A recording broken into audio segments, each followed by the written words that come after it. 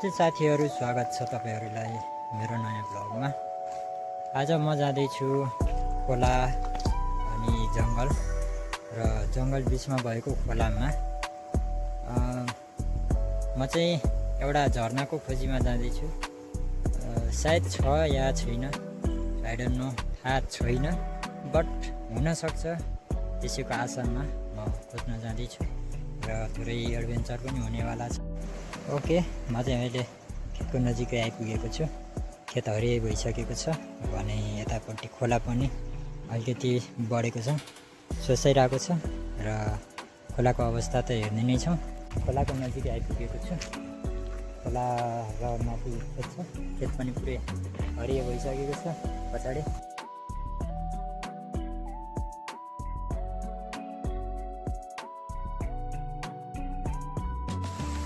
आज छाता नबोकिकन आएको छु, पानी नआइदियो हुन्थ्यो। अब वर्षाको मौसम छ, पानी नआओस् भन्ने त हुँदैन।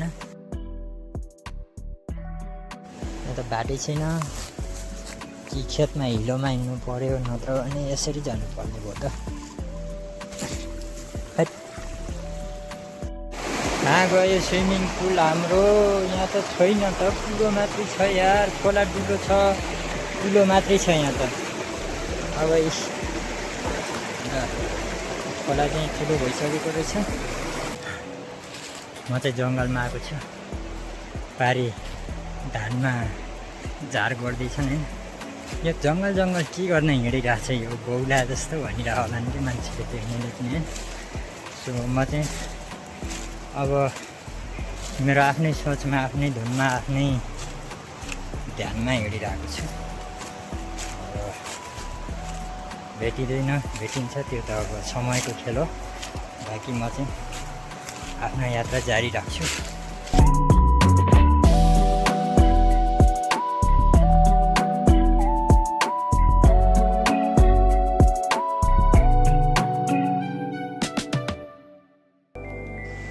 यो जङ्गलमा हिँड्दा हिँड्दै म यहाँको खोला र खेतको बारेमा थोरै बयान गर्छु, दिक्क नहुनु है त।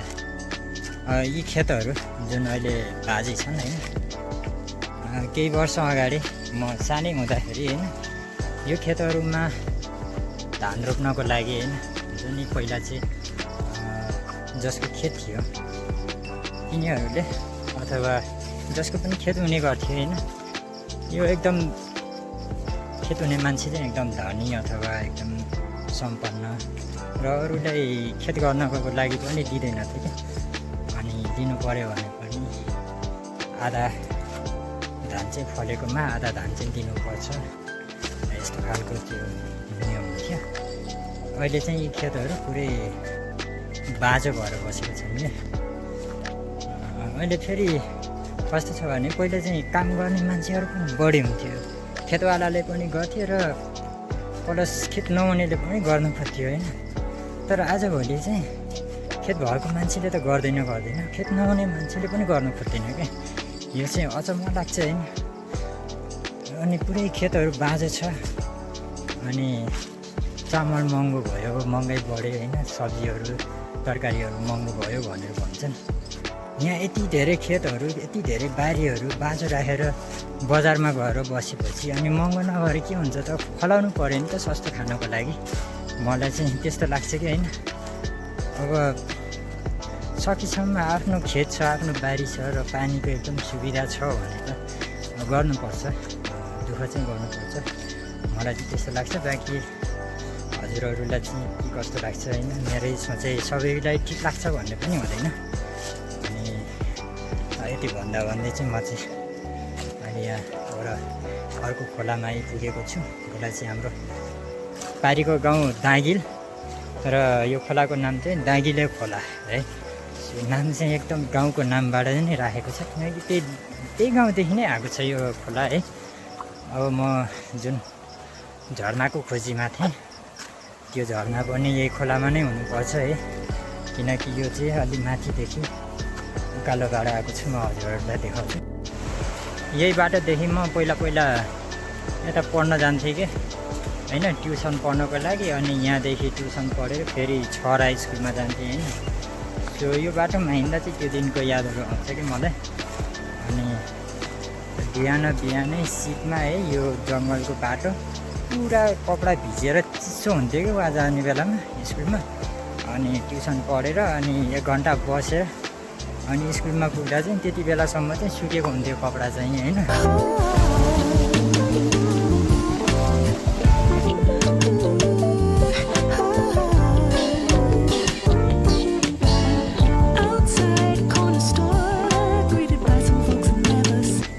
ठुलो ठुलो खोलाको आवाज आउँछ नि, त्यहाँनिर चाहिँ केही न केही नभएको होइन झरना नै हुनुपर्छ जस्तो लाग्छ मलाई। सो यहाँनिर पनि एकदम ठुलो आवाज आइरहेको छ। एकपल्ट गएर हेरौँ, बाटो चाहिँ अप्ठ्यारो छ।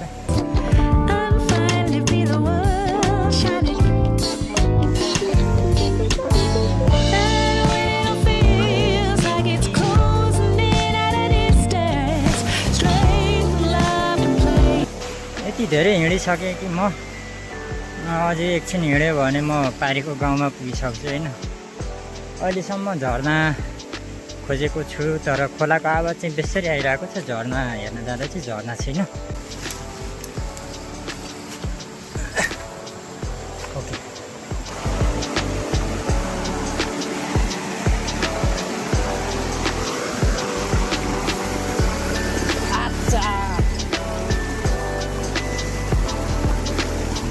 सिस्नोले पोल्यो गाइज।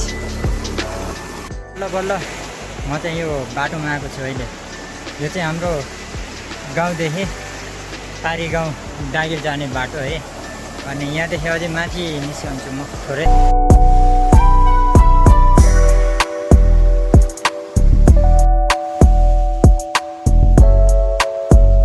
अहिलेसम्मको अलि राम्रो झरना, अलि ठुलो झरना भेटिसकेको छ है। यो चाहिँ अघि देखेको भन्दा अलिक ठुलो छ, राम्रो पनि छ है। तर चाहिँ त्यति धेरै ठुलो चाहिँ छैन। मैले एक्सपेक्ट गरेँ जति ठुलो छैन। आवाज आइरहेको छ कि छैन हेरौँ अगाडि।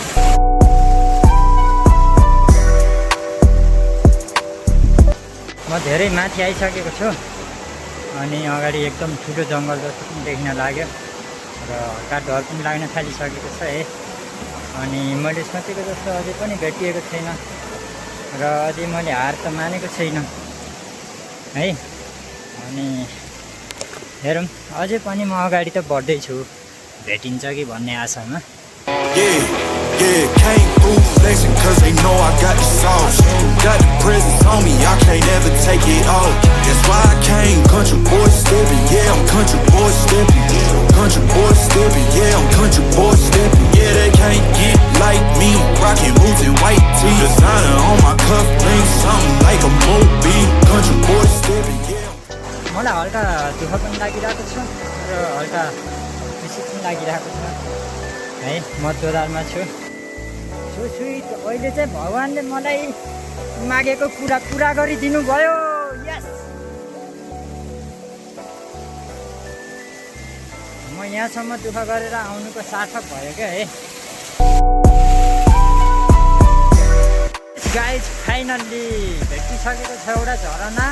एकदमै राम्रो, एकदमै खुसी लागिरहेको छ मलाई है। झरना चाहिँ नजिकै आइपुग्छ। यस गाइज,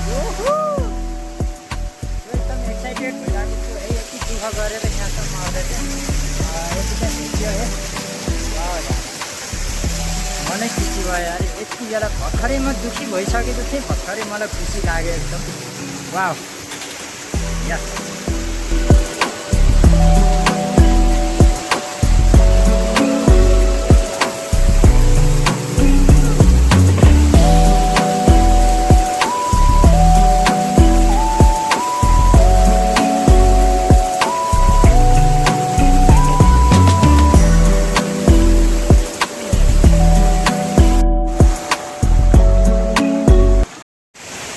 यस गाइज, यो देखेपछि धेरै खुसी लाग्यो है। यहाँसम्म दुःख गरेर आएको है। फाइनल्ली मजाले झर्ना पनि भेटेँ एक्लै होइन।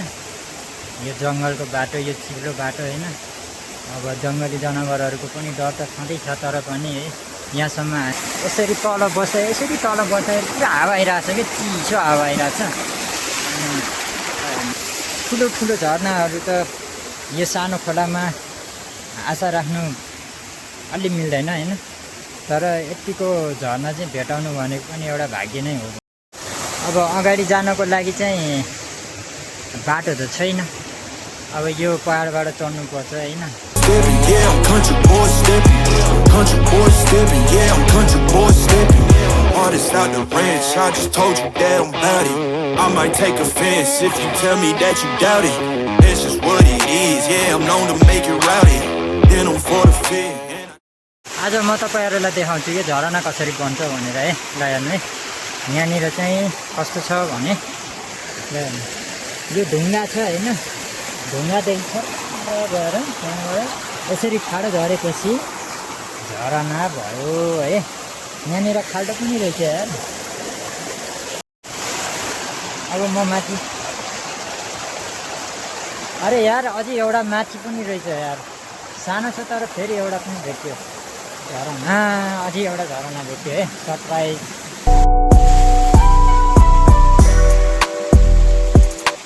झरना भेट्यो, अलिक फरक खालको रहेछ होइन, तर यो चाहिँ अलिकति पानी सुतारेर कि एउटै लयमा बग्नु पर्ने, अलिकति यताउता भएर बगेको हुँदा अलिकति नराम्रो देखिरहेको छ।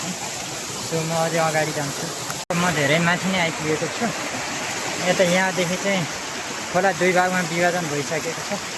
दुई साइडबाट यहाँनिर आएर चाहिँ एउटा खोला बनेर अगाडि बढेको रहेछ।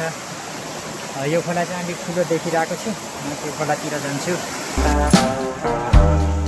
From the crest of the wave that we broke upon and pulled you back into the sea, all the way down. Why did it take all our life to explain that it's more beautiful when you're here? I remember the light when it turned around. खोलै खोला निस्किँदा निस्किँदै म यति धेरै माथि आइपुगेँ नि। यहाँनिर बाटो पनि छ। यो चाहिँ हाम्रो गाउँको बाटो होइन, यो हाम्रो गाउँको पारीको गाउँको बाटो हो। झरना त भेटियो होइन, झरनाको खोजीमा हिँड्दा हिँड्दा अझै माथि पारीको गाउँ नै भेटियो नि। ल हेर्नु, पारीदेखि चाहिँ म जानुपर्ने, उतादेखि घुमेर त्यो पारी डाँडामा पुग्नुपर्छ। अनि त्यो डाँडादेखि तल झरेर अनि खेतमा, खेतदेखि खोलामा, खोलादेखि फेरि खेतमा, अनि फेरि म चाहिँ घरमा। अब चाहिँ मेरो गाउँ देखिने ठाउँमा आइपुगेको छु म। मेरो घर चाहिँ देखिरहेको छैन, तर मेरो गाउँ अनि पारीको गाउँ अनि उता पछाडिको गाउँ पुरा यस्तो दामी भ्यू देखिरहेको छ हैन। यति बेला गाउँ my lord. And revealed all the truth, no escape. Going back.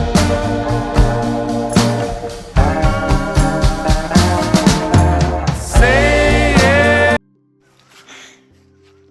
Okay, हाम्रो गाउँको भ्यू पनि देखियो, झरना पनि देखियो, अनि धेरै रमाइलो भयो आजको यात्रा। र धेरै दुःख पनि थियो, धेरै एडभेन्चर पनि थियो हैन। त्यो चिप्लो बाटो यता सिस्नोले पनि पोल्यो है धेरै ठाउँमा, अनि धेरै चिप्लो थियो लड्दै पर्दै, अनि कतिपय ठाउँहरूमा मोबाइल क्यामेरा निकाल्ने त्यो अवस्था पनि थिएन क्या, त्यति धेरै अप्ठ्यारो है। अनि अब यहाँदेखि चाहिँ पारी गाउँ देखिरहेको छ। अब यो पछाडिको बाटो गयो भने कहाँदेखि गइन्छ थाहा छैन। अब यहाँ आएको छु, फेरि उहाँ पर गएर फेरि फर्केर यतै आउनुपर्छ है।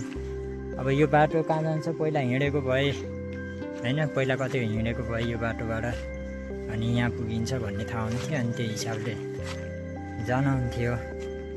अब कहाँ जान्छ बाटो है, यो गेस पनि गर्न सकिरहेको छैन कि। म अहिले अर्को खोलामा आइपुगेको छु, जुन अघि हामी तल दुईवटा छोडेर एउटामा चाहिँ ठुलो पट्टी लागेको थियौँ। अनि यार यो बाटो नआएको भए मैले यति राम्रो सिन मिस गर्ने थिएँ क्या। यसो माथि हेरेको फेरि एउटा झरना भेटिसकेको छ साथीहरू। स्वागत छ तपाईँहरूलाई फेरि अर्को नयाँ झरना। Like it is this time for me to hear. Suddenly you felt all alone again. अघि मेरो घर देखेको थिएन, म हजुरहरूलाई बताउनु पाइनँ। अब चाहिँ म हजुरहरूलाई मेरो घर बताउँछु। ठ्याक्कै मैले औँलाले यसरी बताउँछु है मेरो घर कहाँनिर छ ठ्याक्कै। सो यहाँदेखि अलिकति अगाडि गएपछि देखिन्छ। अनि पछाडि गाउँ यहाँ कस्तो हरियो देखिरहेको, कति राम्रो देखिरहेको। आहा, अब आफ्नो गाउँ त त्यसै प्यारो लागिरहेको छ। अब आफ्नो गाउँ त यति मजाको यति राम्रो देखिरहेको। अब चाहिँ मेरो घर देख्ने बेला भएको छ, म हजुरहरूलाई देखाउँछु। ओके, यो मेरो गाउँ हो र यो माथि रैनादेवी मन्दिर, यता रैनादेवीको स्कुल छ, उच्च माध्यमिक स्कुल। अनि यो मेरो गाउँ, यो मेरो 3टा घर छ, त्यहाँको बिचको घर चाहिँ मेरो घर हो। ओके, म हजुरहरूलाई देखाउँछु। ओके, त्यहाँनिर देखिरहेको छ 3टा घर। 3टा घरमध्ये बिचको घर मेरो घर। माथि चौपारी देखिरहेको छ, यता अरू घरहरू पनि छन् र समग्रमा मेरो गाउँ अहिले यस्तो छ। एकदम रमाइलो छ। उता पछाडिको अर्दै कस्तो छ, बिचमा चाहिँ हाम्रो गाउँ छ, उता पछाडिको गाउँलाई अर्दै भन्छ होइन, यताको गाउँलाई दागिलो भन्छ। लगभग सेम बट डिफ्रेन्ट। कि राम्रो गाउँको भ्यू देख्दा त है एकछिन बसेर हेरिरहन मन लाग्यो क्या मलाई। अगाडि घर छ, यता बारी छ, बारी गाउँ देखिरहेको छ। म चाहिँ कतादेखि जाउँ, यहाँदेखि एउटा सानो बाटो छ, त्यहाँदेखि तल जाउँ, सायद बाटो भेटिन्छ कि। मलाई अचम्म लागिरहेको छ यार, यो बाटो होइन तर पारिबाट देखिरहेको थियो त्यो बाटो चाहिँ कता गयो होइन। जुन म पहिला हिँडिराख्ने बाटो थियो, जुन मेन बाटो थियो। फर्स्ट टाइम हो यार यसरी म गाउँको बाटोमा पनि यसरी अलमल परिरहेको थिएँ, यसरी हराएको चाहिँ होइन। गाउँको बाटोमा चाहिँ कहिले हराउने मान्छे चाहिँ होइन म। परैदेखि देख्ने बित्तिकै थाहा हुन्थ्यो। आज त के भयो यस्तो।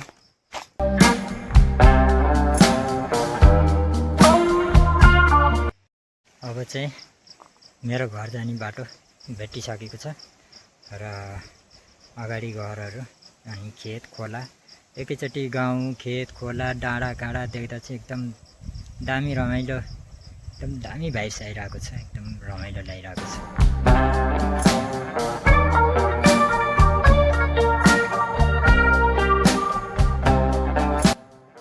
ओके साथीहरू, भिडियोको अन्त्यमा एउटा कुरा भन्न चाहन्छु।